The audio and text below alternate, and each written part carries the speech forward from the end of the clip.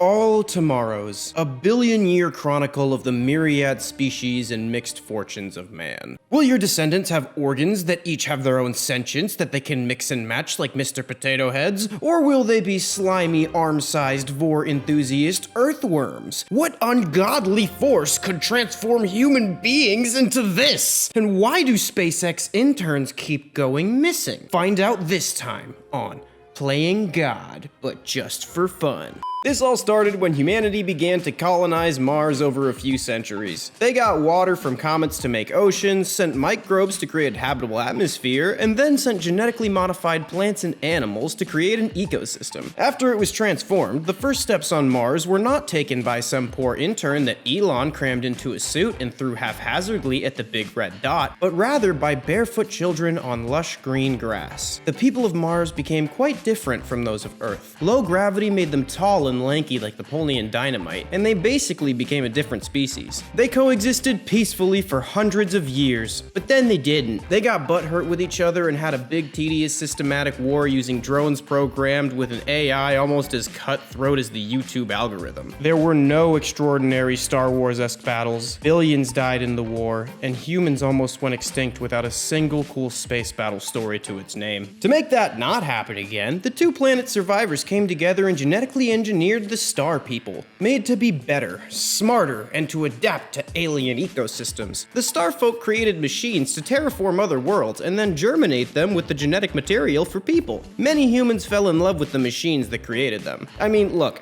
you're the first generations of humans on this big rock ever, and you're telling me not to fall in love with robot parent God. The humans that planned this sound like they never met humans. The colonies that survived thrived and colonized the galaxy. As they explored space, they found some alien creatures, but didn't find any intelligent life. They began to wonder if they were alone. Really original thing to wonder about, guys. Glad we used all those fetal stem cells to make that brain you're putting to great use. After wondering for a while, they got their answer in the form of intense genetic alteration body horror. Enter the Q, a strange alien race with a fanatical religious devotion to remaking the universe with genetic modifications. If you're wondering if this is the same Q from the radicalized 4chan cult, that's a stupid question. Of course it is. The Q manipulated the genes of the Star People to change them into a variety of wacky, wild, and grotesque forms. They changed humanity into pets, tools, and wild animals, stunting most of their brains more effectively than Facebook confirmation bias groups. The Q ruled the galactic dinner table at the head big man chair for 40 million years, and then they went to go get a pack of solar smokes and never came back. Without their overbearing cosmological abusive parents keeping them frozen in their current state of development, some of them regained their cognizance or even societal structures. Without further ado, let's take a look at some of these horribly scarred children that Quaalude left behind. These are the Lopsiders, Cronenberg pancake people that were created to live in an incredibly high-gravity world. You know that fish from SpongeBob and also from real life? So it's that, but a person. The Lopsiders developed society and figured out spaceflight to escape their world's morbidly obese gravity.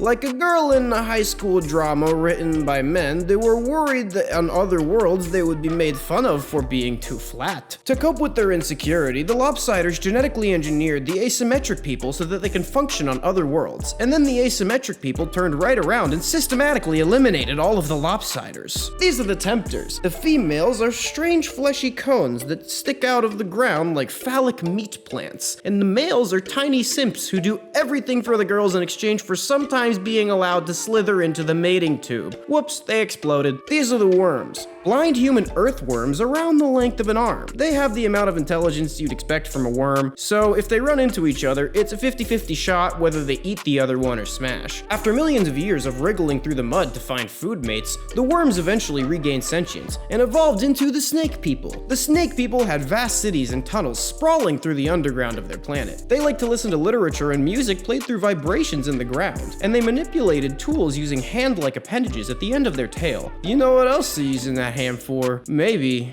Unless, like, they lay eggs or some shit. These are the Mantelopes, and they're singing memory retainers. They were smart and remembered what happened to them, so they made an entire sad boy culture and wandered around singing sad songs. The thing is, they became dumb fairly quickly because a smooth-brained Mantelope that's happy would survive much better than a wrinkle-brained Mantelope that's sad if the only requirement is eat grass. These are the Colonials. They're basically a living sheet of flesh bricks with eyes and a strange slit orifice. They resisted the Q, and the Q did not like that, so they left them with their sentience and made them live off of Q waste products. Over millions of years, the Colonials evolved into separate colonies and competed for the title of best hive of flesh bricks by killing each other. The most successful of these colonies became the Modular People, tower bionicles of living tendrily flesh giblets that they mix and match like those weird pendants when crocs were a thing. Every little fleshy croc pendant has its own function, like a cell in a body. Imagine if all of your organs had their own sentience and you could pull them out and swap them with your friends. That is how the Modular People do. These are the swimmers. It's basically a blubbery human dolphin. The swimmers eventually evolved into the tool breeders. They couldn't make fire, so instead they used selective breeding to create animals that could serve purposes that we would typically use technology for. They built entire cities out of organic life. Massive heart-like animals pumped fluid through a vascular network to feed the tool breeders' bioluminescent living shell homes and brothels. In the tool breeders' world, instead of using a gat to rob a pharmacy for fentanyl, the citizens would use a living mollusk that fires teeth to rob a hive of recreational sea squirts. These are the spacers. They escaped the Q by living in asteroids. They move around by farting at extreme velocities with a pressurized digestive system. The spacers became the Asteromorphs, which look like aliens but with spindly, finger-like appendages so long that they could go up a traditional human butt and come out the mouth. Their brains expanded in the weightlessness of space, and they developed hyperintelligence compared to most other human species. They were fine with staying in space away from the dirty dirt creatures on their dirty dirt balls, but after a series of disasters that required them to look after their insignificant duller human relatives, lest they light the galactic house on fire again, they created these versions of themselves, the Terrestrials, and they watched over and protected other human species unless they were corrupt and abused them, which also happened. These are the Hedonists.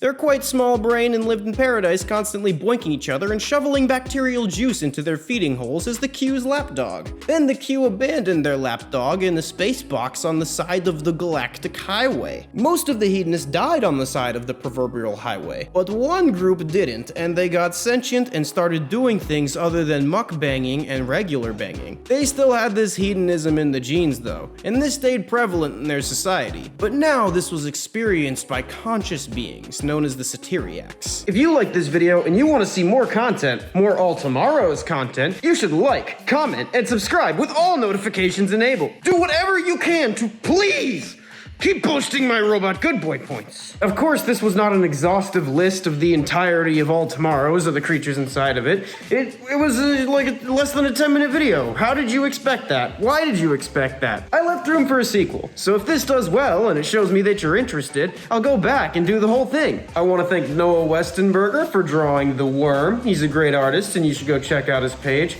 I also would like to thank Supik for drawing both the Lopsiders and the Asymmetric People. They're a great artist and you should check out their page. I want to thank my most devoted cult members for showing up to like every video. Couldn't do it without you guys. As always, like, sub, and hit the bell, and I will see you all in hell.